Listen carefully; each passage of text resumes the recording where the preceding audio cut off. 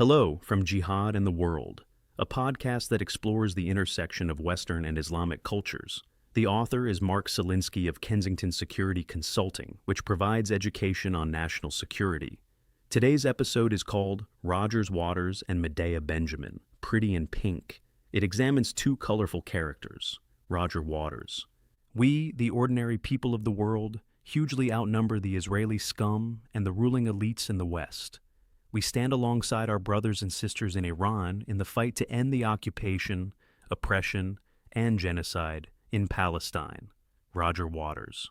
For listeners over 50, the name Roger Waters is instantly recognizable. You likely know some of his songs by heart. Some songs were rebellious, while others were gentle. Pink Floyd blasted onto the London music scene in 1965 and stayed on the charts for over a decade. The iconic album The Wall was released in 1979. Waters, one of the group's veterans, continues to make music and stir controversy. Like many entertainment celebrities, he is an activist, a very loud one, and his perennial hobby horse is Israel. He is certainly not alone, but his theatrical flair has drawn the attention he sought. He appeared publicly in a Nazi uniform and performed with a giant inflatable pig bearing a Star of David on its side. The balloon also features words and symbols such as kike, sick, scum, follow the money, and dollar signs. Waters is particularly incensed by the religious supremacism he attributes to the Jews. He says that supremacy of all kinds is the key to understanding why people behave in these extremely evil ways.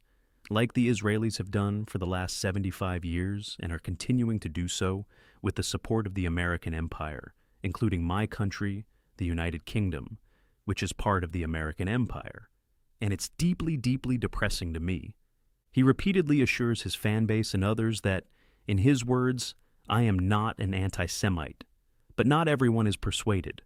Polly Sampson, the wife of his former Pink Floyd guitarist David Gilmour, who has known Roger Waters for decades, is credited with texting, "Sadly, Roger Waters, you are anti-Semitic to your rotten core. Also a Putin apologist and a lying, thieving, hypocritical, tax-avoiding, lip-syncing, misogynistic, sick with envy megalomaniac."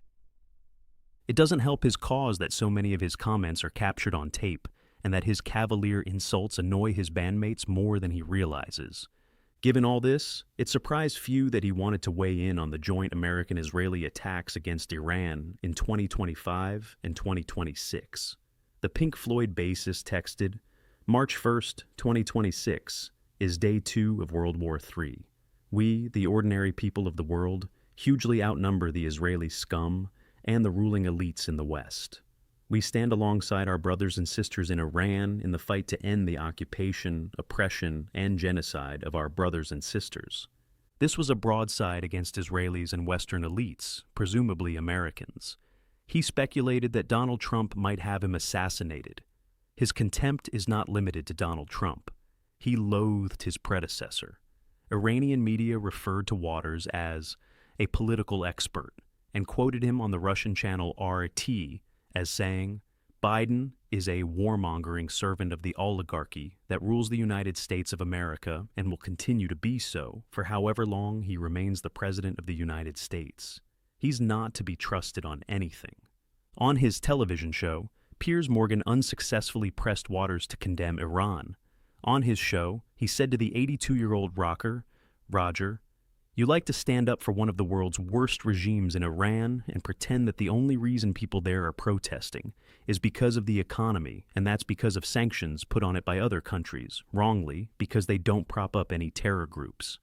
So, when I look at your worldview, I don't see a guy, with all due respect, Roger, who's standing up for the voiceless and powerless. I see somebody trying to prop up terrorists and powerful dictatorships and regimes.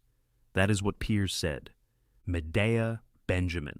There is another Pink in this podcast beyond Pink Floyd. This is Code Pink, co-founded by Medea Benjamin.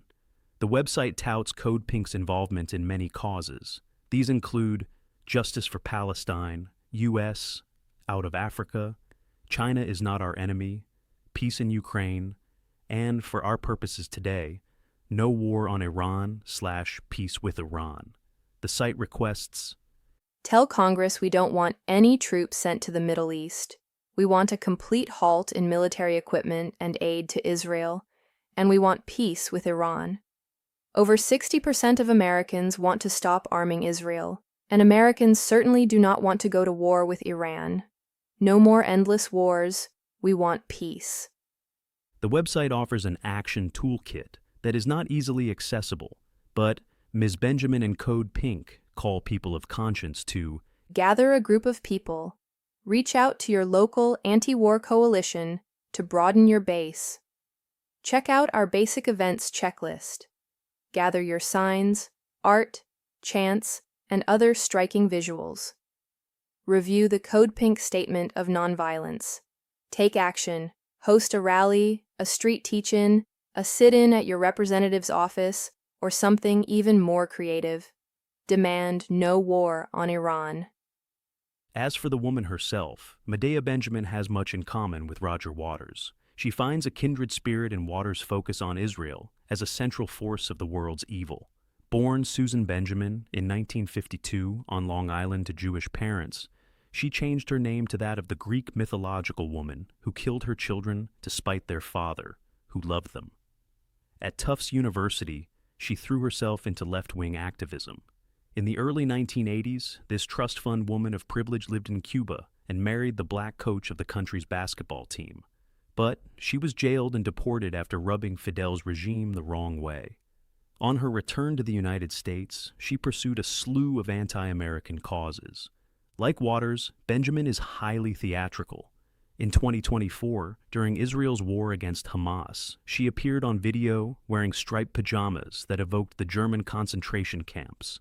She said, "I'm wearing these pajamas that are supposed to symbolize the concentration camp and the people in the Holocaust who died of starvation, to say people are starving right now in Gaza." She makes similar claims about the U.S. and Israeli attack on Iran today. For those interested in her perspective on this war, please read Code Pink's webpage. For those seeking a more critical account of her advocacy, consider her profile on the Canary Mission website. For those interested in a sympathetic account of Roger Waters' politics, his videos are widely available online. Please consider watching the 37-minute film titled The Dark Side of Roger Waters. This concludes this episode of Jihad and the World. Our upcoming book, Cauldron of Terror, Hamas, Israel, and the World, will be available for purchase in July 2026.